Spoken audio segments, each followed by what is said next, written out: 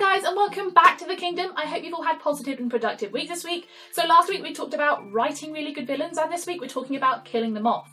Now there are a whole host of reasons why you might want to kill off a character. Now if they have reached the end of their character arc and they're cluttering up your book, that is not a good reason to kill them off. Similarly, if you just don't know what to do with them, again, not a good reason. And when it comes to killing off your villain, that's an even trickier line to walk. So I've come up with a few tips that you can look at or use for guidance when it comes to striking your bad guy down. So let's do this.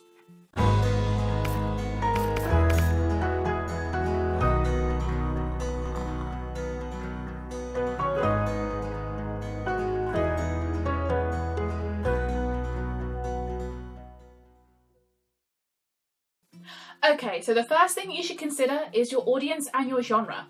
And it's really important that when it comes to any kind of dilemma that you go back and you consult them, because they really should inform everything that you think about with regard to your book. Say for example that you're writing a romance book aimed at teenagers, killing off anyone should be a huge no-no. Even if it's your villain, even if it's a freak accident.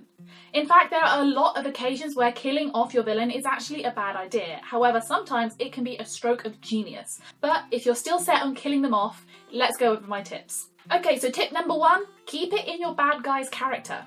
If your bad guy has never shown any signs of violence, but dies after breaking into your protagonist's house and struggling and being really violent, that's not in character. If your bad guy is cold and heartless and shows no remorse, but then commits suicide, that's not in character.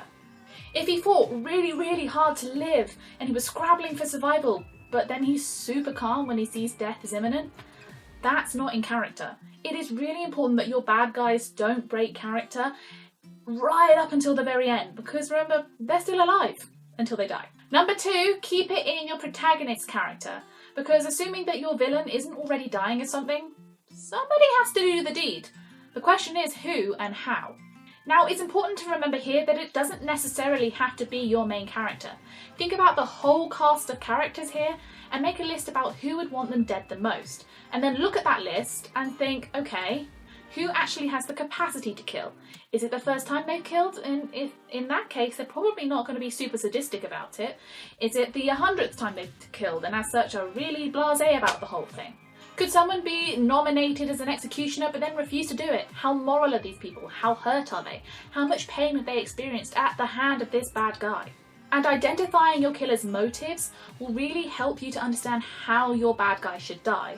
Are they really calm and calculated? In which case a single bullet to the head or drinking poison, a death more like an execution will make sense. But are they really raw and emotional? Are they hurt really recently? And as such, a more passionate form of doing the deed might make sense. Strangulation or beating or some sort of violent crime. Think about the emotions in play and the motives to do the deed. Let's take 2 examples, the first being Harry Potter and the death of Lord Voldemort. Lord Voldemort was killed when his own killing curse reflected back into him. Harry didn't cast a killing curse, he cast a disarming spell. And he just wasn't a killer, it wasn't in his nature, and as such that death made sense. Opposing that, let's think Game of Thrones when Oberyn tried to go up against the mountain. Now, the whole while he thought he was winning, he was dancing around, he was taunting the mountain. He was enjoying doing the deed because it was making him feel better. He wanted to do it. There was so much raw emotion there.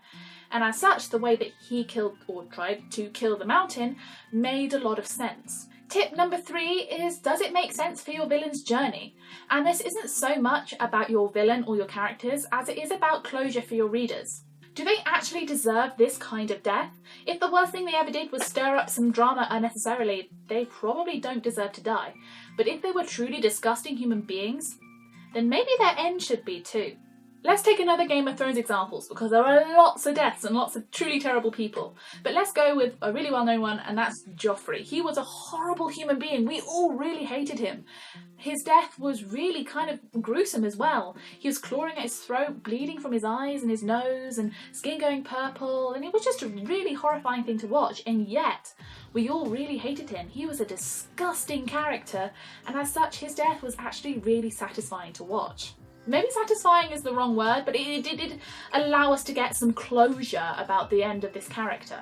But can you imagine for just a minute that instead of this kind of death, he had some sort of accidental fall from the walls, and like a genuine accident. He accidentally fell from the castle walls and died from a broken neck.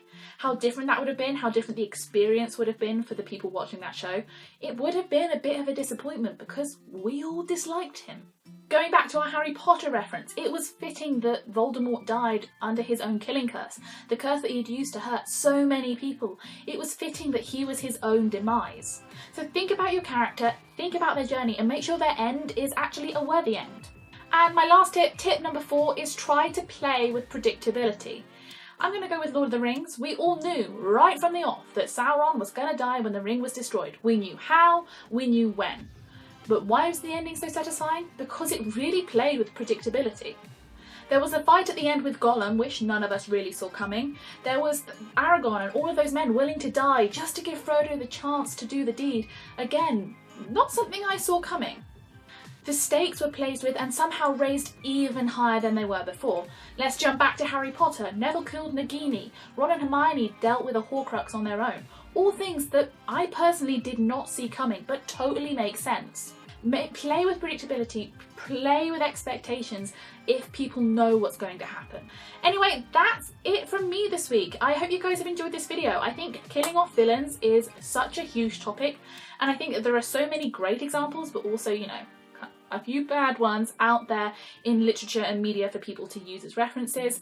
Think about the deaths in your favourite shows that really stuck with you. Try and analyse them and see why, yes, that was a satisfying finish to that character or that character's journey. And you'll probably find that a lot of those techniques can be used in your own storytelling. If you like this video, please give it a big thumbs up and subscribe. If you have any questions, please let me know in the comment section or hit me up on any of my social media platforms.